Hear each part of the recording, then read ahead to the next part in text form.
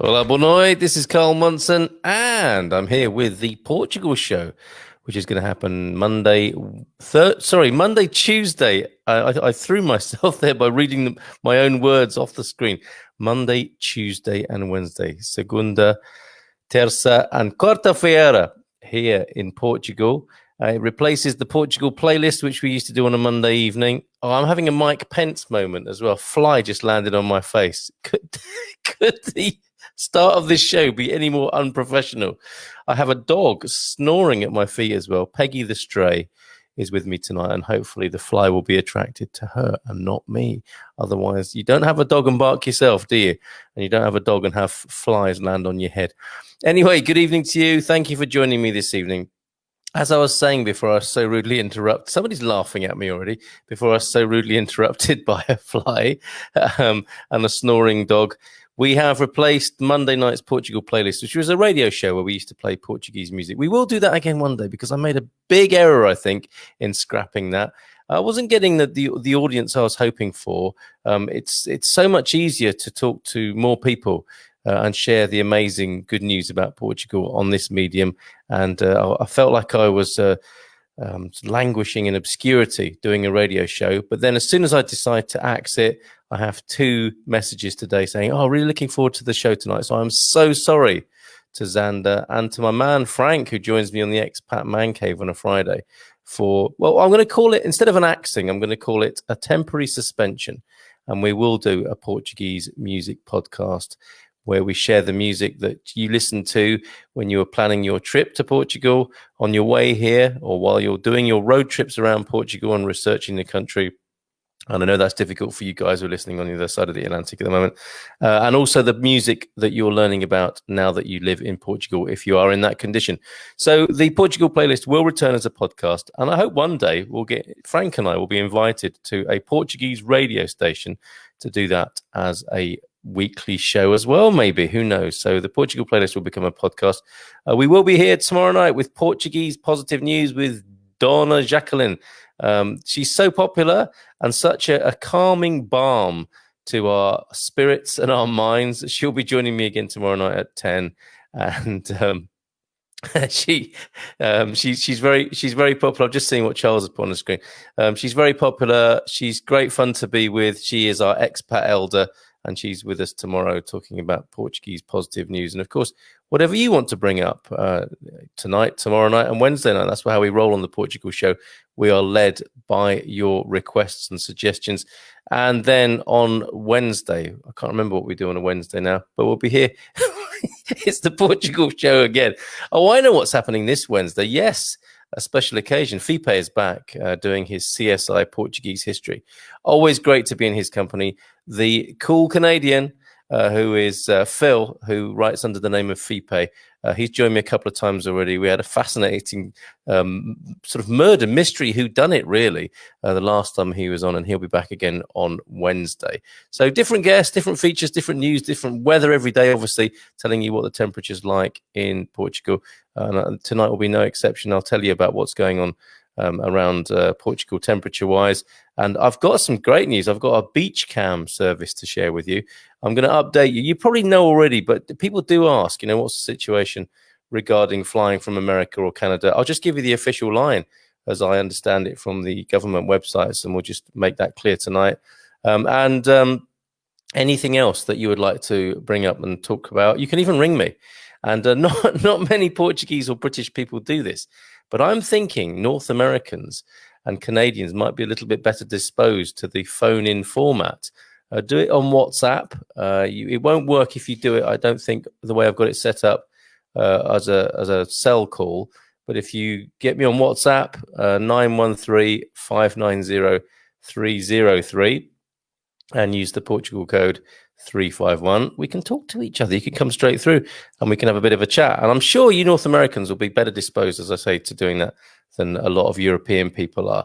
I just imagine, the pinnacle of talk radio is really in North America, isn't it? So prove that to be the case and give me a buzz, if you will, if you're moved to this evening or any other Monday, Tuesday or Wednesday evening. I'm glad we've got that settled now. Hold on a minute. How does Doug know that I'm drinking Villarreal. It's kind of spooky. I have water, as always, on my desk, but I also, at these evening shows, I'm going to have a little sip of wine and maybe tell you about the tipple that I'm toppling. Villarreal Premium Douro. This is a €3.99 wine from Lidl, the supermarket. It's got a lot of awards. It's well loved by this household, certainly. And since I started buying this in Portugal, my palate has been educated by the wine club that we do. And I just wanted to revisit it tonight. And it's standing up pretty well.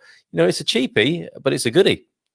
I can tell you more about that later if you wish. But Doug says, I met the world's most discerning dog in Villarreal by some strange coincidence, a canny coincidence. It only accepted steak, not gristle, and off-cut fat. Well, there's a dog with taste. Did you get its name, Doug, or were you just sort of ships passing in the night? Nice story, though, Doug. And tell us more about Villarreal, actually, because it's one of those places, isn't it, in Portugal that doesn't get much of a look in. You know, we know Lisbon and we know Porto, as you can see behind me. There isn't that beautiful nighttime shot of Porto.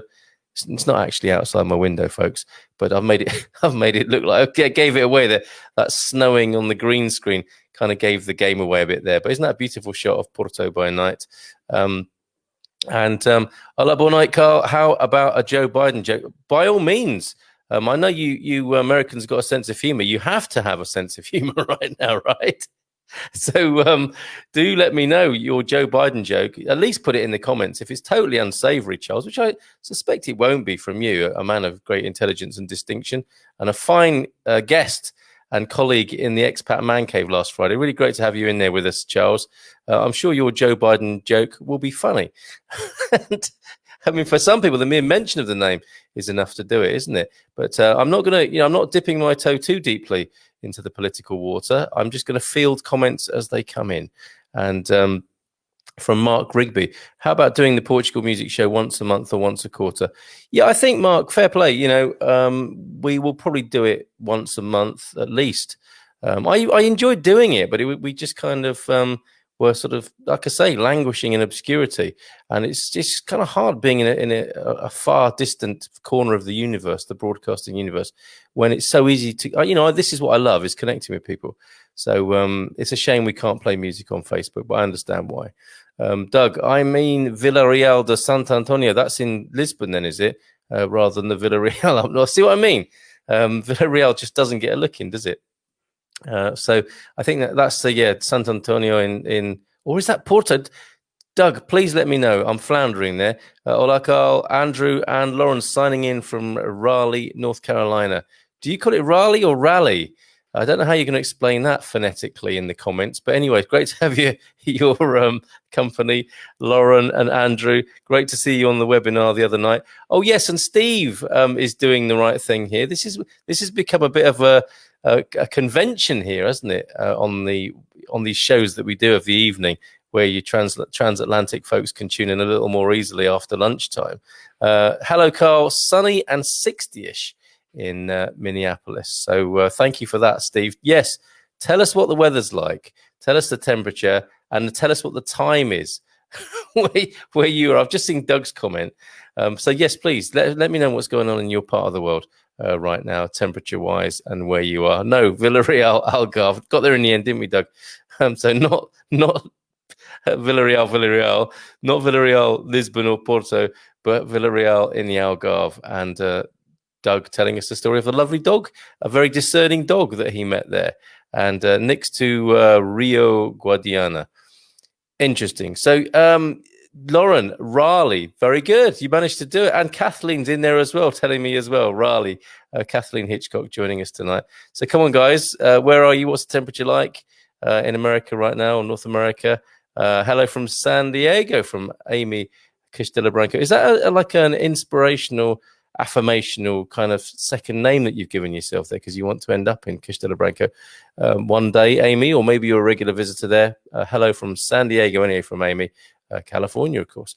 VRSA, Villarreal, Santo Antonio, is on the Algarve on the border with Spain. Now, that is a fabulous part of Portugal, isn't it? Where you can celebrate New Year's Eve twice in one evening. Just pop across the bridge there. I must go there one of these days. Thank you for that. That's going on the list as well. It's a hell of a long list, I tell you. Charles, 5:10 p.m., South Carolina, 78 degrees in the Fahrenheit, of course. Kathleen is reporting Sarasota, Florida, 84 degrees. And aloha from Maui, Hawaii, 11 in the morning. I'm always surprised how early it is in Hawaii there. But good morning to you, Richard. 11 a.m. in the morning, sunny and 84 degrees. So let me just share some of these Portuguese temperatures with you now. And Lisbon in the capital at the moment, 16 degrees and clear. And I had a high of 24 there today, and similar again tomorrow in Porto. It is, it's 11 minutes past 10 here now. 16 degrees also in Porto. A clear night sky. 20 was the high today. 19 forecast for tomorrow. Coimbra, central Portugal, 13 degrees and clear night sky. I'll probably pop outside. I go outside with the dogs a little bit later on, make sure the chickens are all right, and look up into that clear night sky. We had a high of 22 here today, 21 tomorrow. It's looking like a lovely week, actually, here in Portugal. And mentioning the Algarve just now, thanks to Doug and the discerning dog. Doug and his discerning dog, 19 degrees and clear at the moment. It was 25 today in the Algarve. Oh, I should do all of these in Fahrenheit for you. I'm so sorry. So that's 80, isn't it? In the Faro today was the high. And it's currently 68.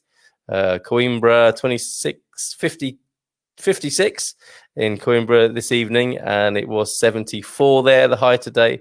Porto is 62. And the high was 70. And again, 62 Fahrenheit. Currently, a clear sky in Lisbon tonight. And the high was 78 Fahrenheit today.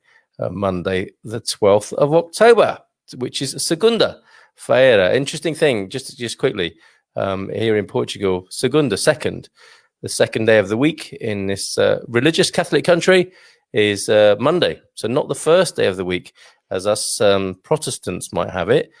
The first day of the week is Sunday in Portugal, and Domingo, and Segunda is the second day, Monday. Terça, quarta, quinta, sexta. And I cheekily say sexta, the only day with sex in it in Portugal. S-E-X-T-A, sexta-feira, and then on to Sabado. So there you go. I just think that's interesting and a fantastic reflection of the Portuguese psyche and the importance of religion and the Catholic faith in Portugal. And of course, I didn't mention that I want to tell you about the miracle of the sun, because it happened on the 13th of October, 1917, 103 years ago tomorrow. And I want to tell you all about that because it's a very important part of Portuguese culture. Let's see if anyone is still checking in. I just discovered you, says Bruno Paes. I am Portuguese and I always wanted to experience the American dream. What is so fascinating about Portugal for you? Is there a Portuguese dream from Luso in Portugal? Now, what Bruno is not saying there is that I met his family on Saturday evening. We were coming back from the wonderful river beach at Penacova. What's it called? Reconquinho. And Bruno can help me with that pronunciation. But this is, I wasn't expecting this, but this is such a great question. Bruno, this program, Good Morning Portugal, the Portugal Show, Expats Portugal, is all about people formulating and discovering and pursuing their Portuguese dream. A funny old noise coming from outside. That might be Jimmy Choo messing about outside, the other dog of the family. But yes, Bruno, we'll go deeper into this. And I'm not going to answer that alone. I'm sure a lot of the folks here will want to tell you what their Portuguese dream is as Americans, North Americans, Canadians. And it's interesting that you want to do it the other way around. So maybe you can find a pen pal or two tonight and people who may well help you experience the American dream, because that's the reverse wiring of tonight's formula, really. What is so fascinating about Portugal for me and for us here? Come on, guys, let's tell Bruno, who's taken the time and spending his energy with us this evening. So we will tell you, Bruno, stick around. I'll certainly answer that, but I'll let a few of my friends here answer that as well. I'm actually broadcasting from just down the road from you in Anadia, already invested and enjoying my Portuguese dream here. I'd love to tell you more about it over a cold Sagres sometime. Hold on a minute. Let's go back because we have, oh, lovely. So many more people checking in. Doris. Hello, Doris from Lisbon. Doris, perhaps. Brillianta Souza. What a lovely name. Tracy in Stewart, Florida, 81 degrees there currently in the afternoon. Georgetown, Texas, a beautiful 85 from. Hi, Linda. How are you doing? Doug is back. I love Villa de Real de Santo Antonio near Castelmarín, then cross by ferry to Aymont in España. Superb. That sounds like a good trip. Since I've been here in Portugal for 3 years, I've not been across the border. Stayed over on the west coast here mainly. I never really thought to go to Spain. We came in through Spain when we first arrived, but not thought to go back. Well, that's a nice idea. Add that to the list, Doug. Thank you. Amy Castelbranco, it's my name. How wonderful. Lived in Ribatejo for 10 years. It's 80 and sunny here in San Diego. Fantastic, Amy. What a lovely name. Mark Rigby over there in the UK. Portsmouth and Southsea is 13 degrees centigrade at the moment and falling to 8 degrees centigrade overnight. Can you imagine that? You American folks who are giving us your temperatures. 13 degrees centigrade. What's that? 26. 56 at the moment, and it will drop to 46. High for the day was probably 14 to 15. So freezing, basically. What was it Frank Sinatra said about the weather in England? If you don't like it, just stick around for 5 minutes. That's quite true, but still within a bandwidth of cold to very cold and occasionally wet and damp, or often wet and damp, really. 2 p.m. For Amy. Over there in, where were you, Amy? In San Diego, that's right. So yes, and we will come back to you, Bruno, with your discovery of us and tell you, hopefully you'll discover more about us as well, as we tell you about our Portuguese dream. Here it is in 1, 2, 3, 4, 5, 6, 7, 8. Is that 8 words there? The grass is always greener on the other side. 1, 2, 3, 4, 5, 6, 7, 8, 9 word answer there from Charles. So that, I hope that helps a little bit, Bruno, but we will expand upon that. Hello, Anna. Nice to have your company. Great to have you here. Thank you so much for your continued support and enthusiasm for what we're doing. Jill Nielsen, hello from Quinta do Lago. Jill, and anyone else who's saying hi from Portugal, let's whet these guys' appetites. And I know in a way it's kind of torture, isn't it? Because they can't come here right now. But like Charles likes to hear me say from time to time, who says the grass is always greener on the other side. The whole point of the Portugal Show and the Good Morning Portugal live stream, our YouTubes, our podcast, is to keep that Portuguese pilot light lit so that you stay enthusiastic and upbeat and inspired about coming here. I mean, you probably would anyway, but I think we really sort of chuck a few logs on the pilot light, that we turn the gas up a little bit. To explain from Mark, I'm moving to Portugal in November to live the Portuguese dream. And this is for you, Bruno. Compared to living in the UK, it's lovely. People, thoughtful and helpful and open-hearted, relaxed atmosphere, variety of coast, countryside, history, good climate and good food. Really looking forward to living there. And Mark, not mentioning, although he probably is including it in the good food, the Villarreal Red. Very nice. I don't intend to drink in a bingy British way. I'll drink in a very continental way, everybody, so don't worry. Although you might quite like to see me get rowdy. Touriga Nacional and Touriga Franca and Tinta Roriz grapes in this blended wine from Villarreal that I'm drinking tonight. So there you go. That's the Portuguese dream as articulated by Mark there over in the UK. Portuguese dream, low-cost life, great healthcare that doesn't bankrupt you, education options for the kids that don't put them under a mountain of student loans. Yes, nice weather, friendly people. I think we have a picture forming here, Bruno, for you to answer your question. Ginny is here in Hawaii, just after 11 there, of course, alongside, not alongside, but but from where I am, you're pretty much neighbors, Richard and Ginny, 80 degrees being enjoyed by Ginny there. No Joe Biden jokes for Ginny, please. Thank you very much. It was just a fly landed on my head earlier on, Ginny. What was that all about? And what do you think that's done to... Oh, it wasn't Biden, was it? It was Mike Pence who had the fly land on his head. There's my grasp of American politics going up in smoke. Do beg your pardon. But yeah, I had that fly moment, just like Mike Pence a little bit earlier on. Cascais today was very sunny and warm, says Anna, just to give everyone a taste of what's going on. Okay, so let's get the bad news out of the way and get a snapshot of what the American and Canadian governments respectively are telling you can and can't do at the moment. Let's first go to Canada and the Canadian government site. And I'm looking at, I mean, you guys probably seen this, but I think I should do it anyway. The official global travel advisories. This is a general thing for Canadians, right? Avoid non-essential travel outside Canada until further notice. This is still the case. Avoid all cruise ship travel outside Canada until further notice. Many countries continue to have strict travel restrictions in place, and the availability of options for international transportation remain limited. So that's the general picture. And then we scroll down to Portugal, and this was first, or most recently updated back in July, would you believe? And it's still valid, October the 12th.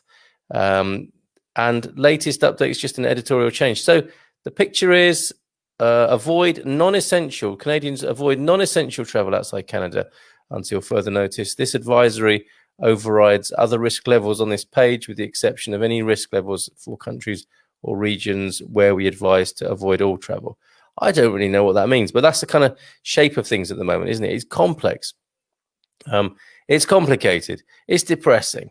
But basically, if you are here, take normal security precautions in Portugal, but avoid non-essential travel. And I think that, that does, well, would you be able to argue it out that it's essential that you are moving country and you need to find out more? Probably not. And I think there are reciprocal arrangements if you are a dual passport holder, for example, or if you've got family here that you absolutely need to see. So I think there is a little bit of arguing the toss in the middle there. But basically, the overall guidance: avoid non-essential travel outside Canada until further notice, which we hope that notice will come very soon. Let's do the same now for the American embassy. I don't know did you hear that noise? And I think that was Peggy the stray, just whimpering in her sleep there. Oh no, Jimmy Choo's here. Hello, Jim. You're going to say hello to everybody? You're going to come up? Up. Come on, you're going to say hello. I don't know if you can see him on screen here. A most unusual and unprofessional situation. There he goes. Look, little Jimmy Choo. You can see him just in the corner of your screen there. All right, go and lie down now. Good boy. You're not a discerning dog like Doug Met, are you? He'll eat any part of the steak, this fella. He eats anything. He's a bit of a street boy. He's not a pedigree by any means. But anyway, let's go back to where were we before Jimmy interrupted us? We were looking at the American embassy, weren't we? And looking at the US embassy and consulate in Portugal. And if you don't know this already, this might be a useful link for you.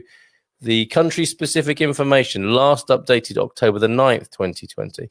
And you know what? I really hope we stand by, everyone, because Jimmy is being a little bit mischievous and he's messing about. And he's done this before. He may knock over the studio lighting at any minute. So stay tuned for a kind of comedic moment at my expense, possibly. Country-specific information last updated October the 9th. Yeah, and I hope we don't have to keep doing this forever and ever, but I will keep people informed on this. Department of State advises US citizens to reconsider travel to Portugal due to COVID-19. US citizens traveling directly from the United States to Portugal for non-essential tourist travel are currently prohibited from entering Portugal. For all other types of travel and for guidance on arising from destinations other than the United States, please consult the nearest Portuguese embassy, consulate, or Portuguese immigration authorities at SEF before making travel plans. So it makes it look like entry is prohibited. Should you find yourself here, I can very quickly go through the rules here now that we're in a state of contingency, which we transition to on September the 15th. I've got to say where I am, in a fairly kind of rural area. I live near on the edge of a small town. By American standards. It's called a city here in Portugal, interestingly, but it is a town, I would say, by American standards. I suppose we've got used to a few things, the mask wearing and so on. And when I read these earlier on, I thought, this just makes life sound so draconian and awful. But you wouldn't really notice, actually, as I go about my daily business, mandatory quarantine for sick people and those under active observation and suspected of being infected. All gatherings of over 10 people are prohibited still here. Restaurants may remain open until 1 a.m. However, restaurants may accept new customers only until midnight. Restaurants within 300 meters of schools and all food courts must limit seating to groups of 4.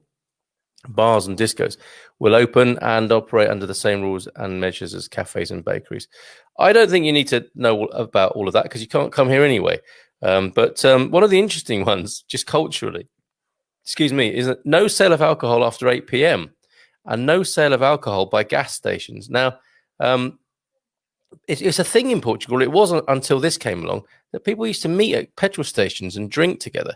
And that's because a lot of petrol stations have got a cafe and a bar and a TV where they're showing the football. So, men would gather at petrol stations, gas stations, as you call them, as a social thing. But that has been banned. Well, I guess they could still meet at the gas stations, but they can't buy alcohol there, which always struck me as a very strange thing indeed.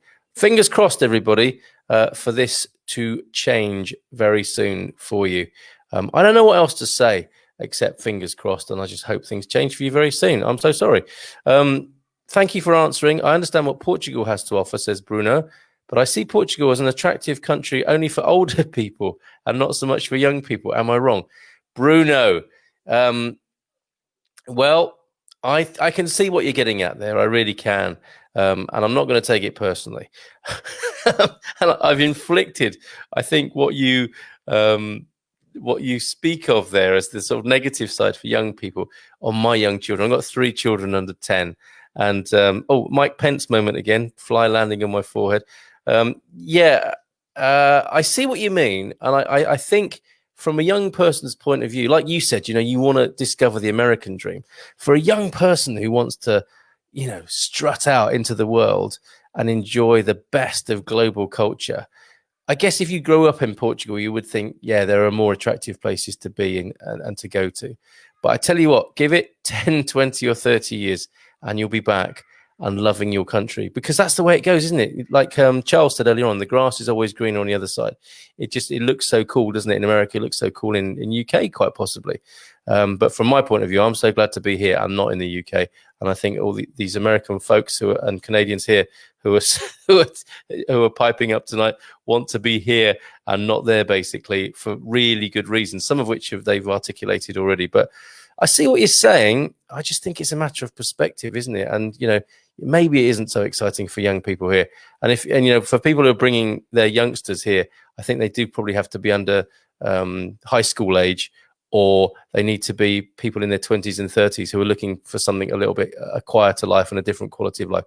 I get you, Bruno, and I'll let other people decide or not decide necessarily, but inform the answer to your question as well. Really great question. Thank you, Bruno. Thank you for joining us tonight. Are you a professional semi-pro footballer? Did I see when we friended up on Facebook earlier on? Do let me know. And it's why he's called Jimmy Chew if he eats any old steak. I'll tell you what, Doug, it's not just any old steak. It's any old thing that he has upset the children so much by chewing the faces off their teddy bears and stuff like that. He's a lovely fella, but he's got some terrible habits, and hopefully he'll grow out of them very soon. Young people get educated and move to make a real living. And that's what young Portuguese people want to do as well. So I think Charles, responding to your comment there, Bruno. Speaking from our point of view, 28 and 30 years old, respectively, we're super excited to go there. So, yes, how did you describe us older people? I think we're taking the older people bandwidth down to 28 and 30 when it comes to Lauren and Andrew. And Linda says, for once, I'm glad I'm older. Fantastic. As UK says essential travel only. Interesting. I flew to Portugal to look for somewhere to live, not as a tourist. I viewed it as essential. Return to the UK to sort things out, and then we'll move permanently to Portugal via ferry to Spain and driving to Portugal. The border is open in 28 days' time. Yes, Portugal and Spain have decided to keep their border open. And that could be a cheeky way of coming to Portugal, couldn't it? Is to make it to Spain and cross the border. People are doing stuff like that. I'm not saying I endorse it or recommend it, but people are doing things like that at the moment, and they are, as you seem to be saying there, Mark, they are playing with the definition of essential. As I said earlier, in many ways, where you want to live for the rest of your life is pretty essential, isn't it? And it's not exactly tourism. So yeah, that's a pretty good shout there, Mark. Thank you for sharing that with us. Okay, so let's go to Fatima. And I want to share with you a remarkable phenomenon. In recent times, where I live on the IC2 road, which is a principal route of Portugal, one of the old spinal distribution routes before all the big toll roads and motorways got built. The IC2 is just so rich in history. You know, it can be gritty and grimy. And then if you just turn off, you find the most beautiful little villages and towns and the most interesting places all up and down, from Porto down past Coimbra and onward to Lisbon. An incredible road. Part of it is part of the Caminho route, the pilgrimage route. And just recently, I've seen people of all levels of fitness, you know, like really fit guys, stripped down to the waist, tanned, and, you know, it's soaking up the sun, walking along the main road there next to great big juggernauts. And it's a scary road as well, I tell you, the IC2. And also, you know, people with walking sticks. I mean, not very infirm people, but walking poles, you know, people who are getting on a bit, not in such a fine state of health, making the pilgrimage to Fatima. Why? Well, we discovered this 3 years ago when we first got here. We arrived mid-September and we were having a look around. By mid-October, we thought we'd go to a place called Fatima in Portugal. And on the way there, lots of people like I've seen most recently around here, with high-vis jackets walking along the road in groups, sometimes with religious paraphernalia on top of their heads, like carrying Madonnas and various kind of religious artifacts as part of their pilgrimage, and guitars, and, you know, just obviously pilgrimage-minded people making their way to Fatima. When we got here 3 years ago, seeing the same sort of thing, people singing in big groups, and we thought we're going to have a look at Fatima one Sunday. We were living in central Portugal at the time, and lo and behold, it was the 100th, it was a centenary of the thing that I'm going to tell you about now. Bear with me if you've heard this before, because you still might have something, you know, you might discover an angle on this that you hadn't heard before. But we are talking about the miracle of the sun, everybody. And I know it's not the most exciting thing to share on a screen with you, but I am going to share the miracle of the sun on Wikipedia for you. And so you can at least see the pictures. The miracle of the sun, the Portuguese for that is Milagre do Sol. So we like to put in a little bit of Portuguese vocabulary. There it is, Milagre do Sol, also known as the Miracle of Fatima. So I guess that would be the Milagre de Fatima, DA rather than DO, if I'm correct there, is reported to have occurred on the 13th of October, 1917, attended by a large crowd who had gathered in Fatima, Portugal, in central Portugal. Actually, let me just give you a little bit on the background of Fatima. And actually, I can do that just by hovering, can't I? The Fatima in Portugal, city in the Principality of Orange, in the central region, and Medio Tejo intermunicipal community of Portugal. I don't need to give you all of that extra info, but just it's enough to know it's central region and in the municipality of Orange. In response to a prophecy made by 3 shepherd children. So this is a gathering of people, 13th of October 1917, in response to a prophecy made by 3 shepherd children, namely Lucia Santos and Francisco and Jacinta Marto. So I guess that's brother and sister, Francisco and Jacinta Marto. The prophecy was that the Virgin Mary, referred to as Our Lady of Fatima, would appear and perform miracles on that date. Newspapers published testimony from witnesses who said they had seen extraordinary solar activity, such as the sun appearing to dance or zigzag in the sky, careen towards the earth. New word for me there, careen, unless that's a typo. I don't think so on Wikipedia, but careen towards the earth or emit multicolored light and radiant colors. According to these reports, the event lasted approximately 10 minutes. And look, here is a newspaper. Can I make this bigger for you on the screen? Really amazing. No, you can't. I can't do that. But there you go, an old Portuguese newspaper, O Milagre de Fatima. And the big gathering of people looks like a film. Oh, actually, I've blown it up a bit there so you can see it a little bit better. it looks like a film set. And 2 films have been made of this, which I'll tell you about a little bit later on if you want to see the dramatization of this real event, actual event in Portugal's history. So the newspapers published testimony from witnesses who said that they had seen these extraordinary things happening. The local bishop opened a canonical investigation of the event in November 1917 to review witness accounts and assess whether the alleged private revelation from Mary were compatible with Catholic theology. And that's where it gets, well, let me just give you a bit more backstory. We're in Fatima. We go to a museum that we're not sure if it's about Fatima or what it's about. So we go and queue up in this museum, me and my wife and our 2 children at the time, and we've had our own miracle birth since then. So we've got 3 now, but we had 2 then. And we were invited into this museum. We went in, and it turns out it's like a full-on audio-visual presentation of this miracle of the sun. It's quite incredible. And you get to understand how the lives of Lucia Santos and Francisco and Jacinta Marto, who were only kids, like 3 shepherd children, they looked like they were, poor kids from the countryside, and they had the Virgin Mary appear to them and tell them that this thing was going to happen. They became, I think they were sort of put in police stations, they were questioned, inquisitions, their lives changed completely after this event. So back to the story. The local bishop opened a canonical investigation of the event in 1917, November of, to review witness accounts and assess whether the alleged private revelation from Mary were compatible with Catholic theology. The local priest conducting the investigation was particularly convinced by the concurring testimony of extraordinary solar phenomena from secular reporters, government officials, and other skeptics in the audience. So this wasn't about the kids. This was about what happened on that day.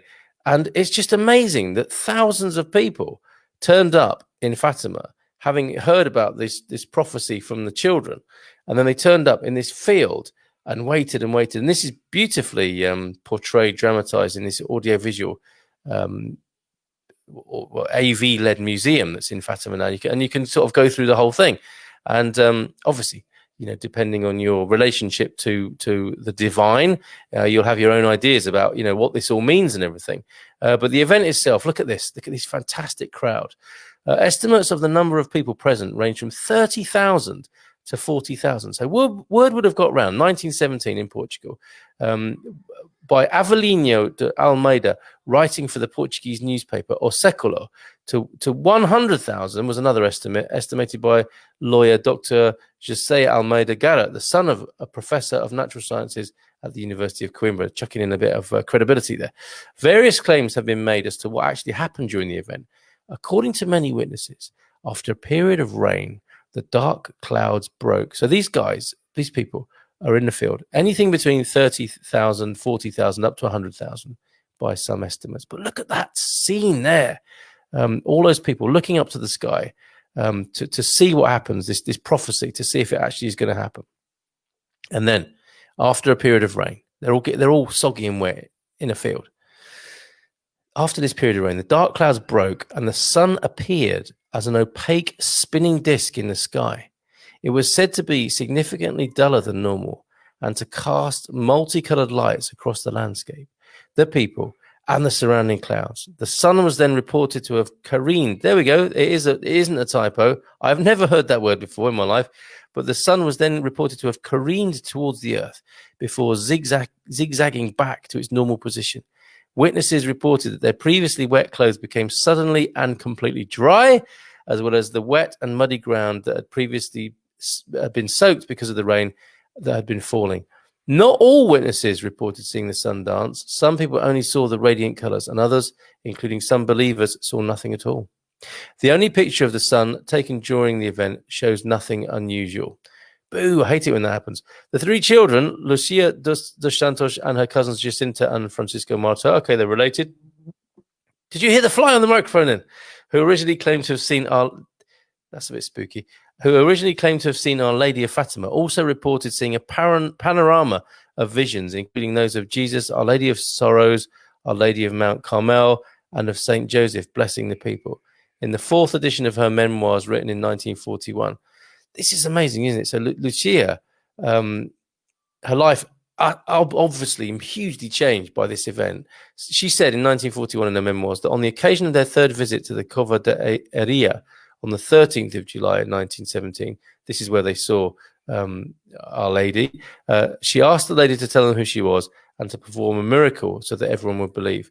The lady told her that they should continue to come to the Cova each month until October, when the requested miracle would occur. And there it is. That's what happened. There's the location of Fatima for you. Very central Portugal. Could say the heart of Portugal, couldn't you? And on it goes. Much more to discover on Wikipedia as ever, but lovely picture there. Another wonderful photograph of the time. Look at that. I love these photographs of people in their dress at the time. The men in their jackets and three-piece suits, and the women with their shawls. Looks absolutely fantastic. Looking up to the sky, waiting for this event to happen. Any more pictures? Let's have a look. I don't think so. I think that's a lot for pictures, but an amazing thing. And then obviously, given that it's Wikipedia trying to have a balanced view of this, some sort of skeptical or skeptic views of what actually happened and the scientific background for it, which you will always get, won't you, with these sorts of things. Humans being humans, we have to have a whole range of responses to this and how it reflects our personal beliefs and so on. There was a film made in 1952, The Miracle of Our Lady of Fatima, a Warner Brothers movie, no less. And just recently in 2020, I guess, having celebrated here in Portugal the centenary of the event, Fatima is a faith-based drama film directed by Marco Pontecorvo. It stars Joaquin de Almeida, Goran Viznigic, Harvey Keitel is in it, Sonia Braga, Stephanie Gill, and Lucia Moniz. And there you go. That's the wonderful cover of the movie that came out this year. So there you go. That is the Miracle of the Sun that happened in Fatima here in Portugal, which pilgrims, as we speak, I'm sure, are making their way on the darkened roads of Portugal tonight to assemble in Fatima tomorrow for the Miracle of the Sun, for the Miracle of Fatima, and to make that an incredible and special day. And obviously running into a load of COVID pandemic controversy as well, because I think there won't be any social distancing. People will be overcome by their religious fervor, zeal, and I mean that in a positive way. And I suspect such prosaic matters as masks and social distancing may well fall by the wayside. So what do you folks make of that, I wonder? I think we've got a few more comments about the Portuguese dream. And I've loved what I've heard so far. And Charles is saying, Charles, you're such good value, mate. Once you've made your living, it becomes about quality of life and not about stuff. America is very materialistic. So that's exactly why, I guess, when you're younger, you would want to go there and enjoy the material splendor. Excuse me, let me just have a quick sip of water. I shouldn't have made that wine, really. But anyway, some water there. Yeah, good comment there. And of course, yeah, this is why the young and the American dream is very Americana. The whole vibe of America is so glamorous and wonderful, and I suppose, yeah, perhaps a little bit on the materialistic side, perhaps superficial about projection, about visuals, and then, as you say, Charles, once you've made your living, it becomes more about the quality of life, perhaps when you become a parent, and not so much about stuff. So yes, I can see the absolute attraction, and I've loved my visits to America, but I totally understand what you're saying there, and I think Portugal.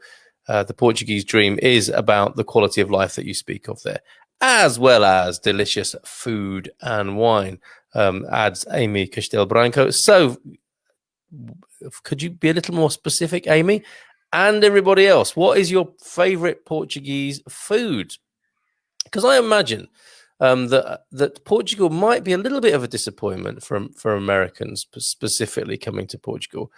Not because the food isn't great, but because you don't get the range that you're used to as Americans, and you don't have all the chains and you don't have all the brands.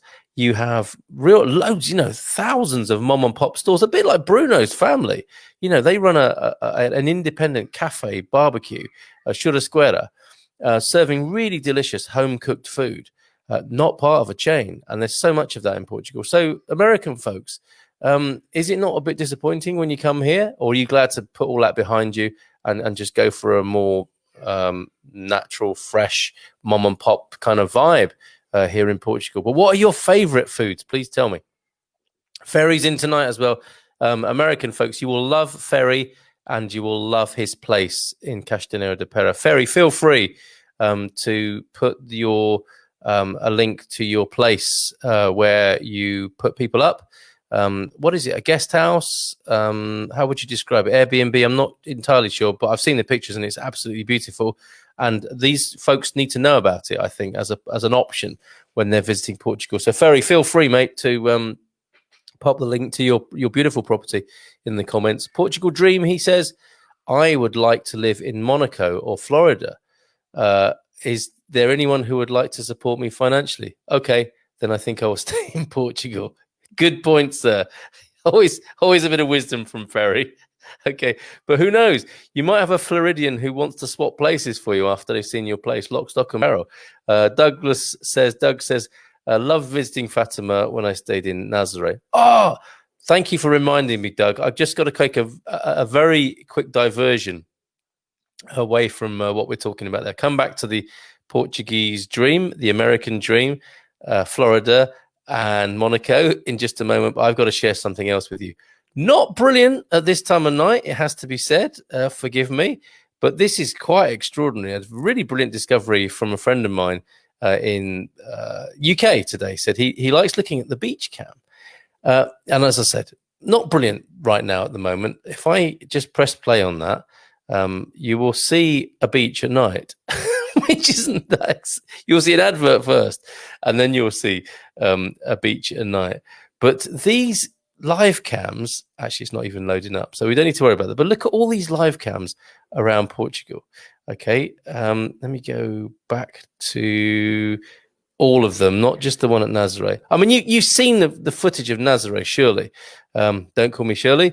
Of the incredible huge waves at Nazaré, right? You can see that on a webcam any time of the night or day from where you are right now. Look at these. 4 cameras in Nazaré and a couple in Peniche just down the road. But look at all these other beach cams provided by Mayo here, one of the operators. Just switched to them, actually, as my mobile phone, my cell phone network provider. But look at all of these beaches all up and down Portugal. This is a great way to see the country without even leaving your house.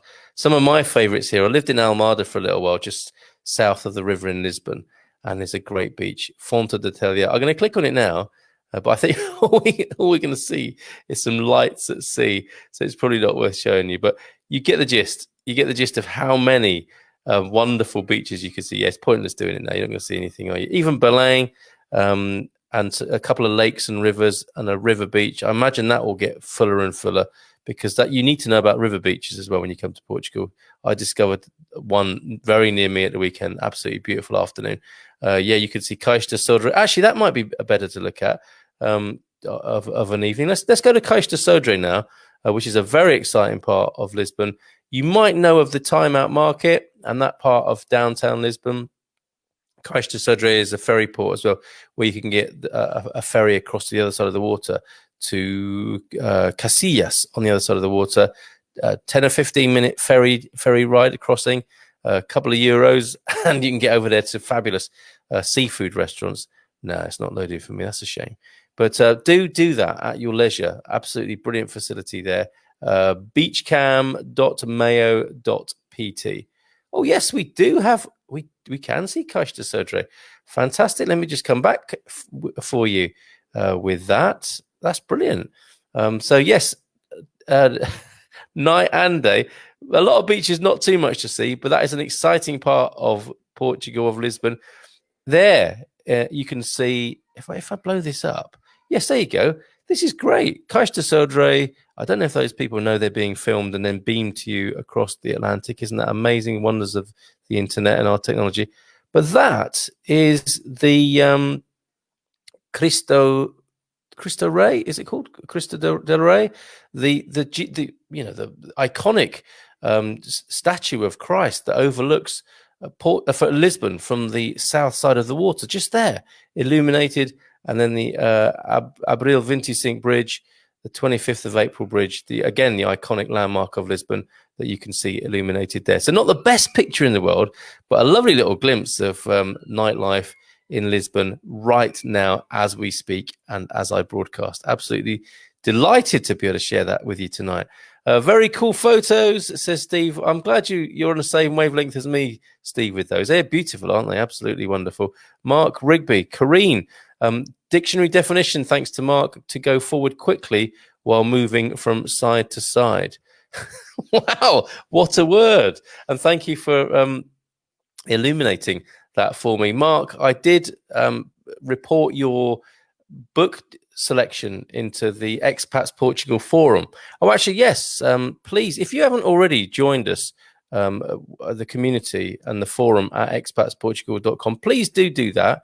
You can join free, expatsportugal.com, and you can take a premium membership, which will give you a load of discounts off professional services and useful consultancy and professional advice, all sorts and services for moving to Portugal. So expatsportugal.com, the premium membership will give you some priority access to our webinars as well, and a whole value package there for a mere €25. So check that out. But thank you for that, Mark. And I have suggested in our forum there that we start a Portuguese book club where we read a book, maybe one a month, one a fortnight possibly, and we use the books to I can't remember the one you suggested, but we pick a book between us, maybe with the help of a Portuguese language expert, and we work through it together. And maybe we'll have a little sort of semi-private webinar once a week where we can actually get together and talk to each other in Portuguese, because I think that's the thing to do, isn't it, is to immerse yourself. I was thinking today, actually, one good thing to do, when you're in Portugal, is to go and volunteer somewhere. Anna, you might have a view on this, is to go and volunteer. Bombeiros, a Misericordia, is that what they're called? Just like a public service charity or what are they called? Like the third sector place where you can go and help people and do your bit as an expat, but find yourself in an exclusively Portuguese environment where obviously people will want to speak to you in English and practice their English, but you'll tell them that, no, I come here once a week for an hour or two, and this is where I'm going to immerse myself in Portuguese. And that's where you accelerate your learning, isn't it? So I would love to do that. I'd love to know a good place to start. And I'd love to see people, expats all over Portugal, doing that. An hour or two a week at a local charity, a public sector organization of some sort, a charity. And that's the way to learn the language, isn't it? Is where you have no option but to speak. Because when you have an option, you normally take the option to speak English with the best will in the world. Going back to the Miracle of the Sun, Lucia mentioned there, and am I saying that right, Anna? Lucia or Lucia? Lucia, I'm going to go with. She died in 2005, so she made a pretty ripe old age. And as I'm sure you can appreciate, her life was changed utterly by the events, of her childhood, really. And it must have been awful in many ways to go through all of that. Do you think some of the pilgrims go to Fatima in hopes of seeing their own miracle? I absolutely do, Charles. And I am impressed, actually, with the level of faith, devotion and dedication that I see among people heading that way. And I've seen people get to the last bit and then just get down on their knees and go on their knees for the last part of this concourse that goes down to the altar, I suppose, or the place of blessings and reception. And I've seen people on that last part just get down on their knees and knee it, go on their knees literally towards the altar for a blessing and to be received, and somebody walking with them, covering them with an umbrella. It's really moving to see, whatever you think of, people's faith and so on. I have a great deal of admiration for that level of dedication. Putting that first when you could be at a shopping mall. They could be at a shopping mall, couldn't they? And there they are in some sense of sort of devoted practice there. I'm just going to have another sip of water. No, a sip of wine, I think.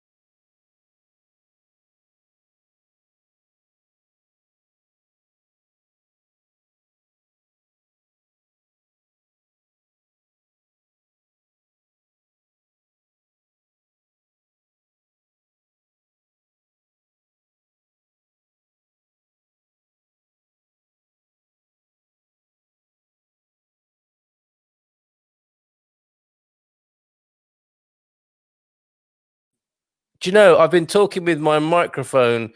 All of my best material is done with my microphone off. I can't believe I've just done that. Thank you for letting me know. I'm back now talking to you. Where was I? Volunteer wine taster. I'll pick it up from there. Doug, yes, Doug's 1 or 2 hours a week learning Portuguese is going to be done as a volunteer wine taster. Good shout with the Quinta or the local adega. Anna says lots of options for volunteering in Portugal. I think I want to do this with Expats Portugal, and I really do. We need to find a network of charities, Bombeiros, Misericordia, something like that, where expats can do their bit, get involved in local culture, and learn the language in an immersive way. It sounds like Lucia. It didn't sound like anything with my microphone off. Sorry about that. Gray Steer, hi fella to you as well, Gray. Lost the audio there, lost the sound. We can't look at all of these. The wine made you turn off the sound. That's fantastic. The sound is off. We can't hear you. Sometimes that's a blessing. Oh, thank you everybody for all your messages there. I could have gone on for hours unless you told me. So thank you for letting me know, Bruno. I get it. When you mention the quality of life, I was born in Switzerland and moved alone when I was 18. I love Portugal and think my country is the best in the world for many reasons. I just don't get why American people prefer Portugal. What attracts me in the USA is the culture and history. I'm not a materialistic person. Maybe I was wrong the whole time because of my point of view. Thank you, guys. I'll stick around more times. We might, yes. Good work, everybody. We may have helped Bruno Paich there appreciate his homeland more. But no, you've got to travel, haven't you? You know, it's all, what is it, that T.S. Eliot poem, you know, to know the place where you started as if for the first time. I'm sure that's what will happen, Bruno. You know, you're a young man and you'll have to go travel the world only to come back to discover that where you set out from was the most beautiful place in the world. And I'm sure that will be the case for you as a Portuguese man. Amazing. Steve Merwin, Portugal food dream. The Portugal food dream. US chain restaurants are great for a lot of people. The food is consistent and predictable. Yeah, but blah, says Steve. Looking forward to discovering new, to me, foods that are geographically unique at places owned by locals. Yes, Steve, you too. You and me will go out and do that tour. Looking for a thumbs up from the cafe owner when we walk in for lunch. And I'm going to get that at Bruno's family's place next time I go. You know, to me, they're local heroes. And incidentally, the other businesses that really need to be supported in Portugal right now. Maybe we should do a scheme of paying it forward, that you kind of send some money over and buy a few lunches and dinners in advance just to keep the Portuguese economy going at the moment. Maybe we can organize that as well, Anna. It needs doing. Since the wine, talking all alone. Yes, I know. I have no more sound here. I can't read my lips yet. Oh, brilliant. I was a volunteer firefighter for 5 years. Don't know if my old bones could do it again. Charles, they might find you an admin job. The Bombeiros here in Portugal. Absolutely wonderful. Sorry, folks, for that loss of sound at the end. Maybe I shouldn't drink when I'm doing this, but I can't resist it. You know, we add that to the list of things we love about Portugal quality of life and what's so fantastic about being here. I'm sure you'd agree with that, Bruno. Thank you for dropping in, Bruno, and influencing the flow of the show tonight. And of course, there's always going to be a little bit of spam. More than 8,000 channels, everybody, for just $20 a month. Can you believe it? DoorDash from Portugal to US. What's that? Is that like the Para Lavar takeaway service? Uber Eats? Wouldn't that be amazing?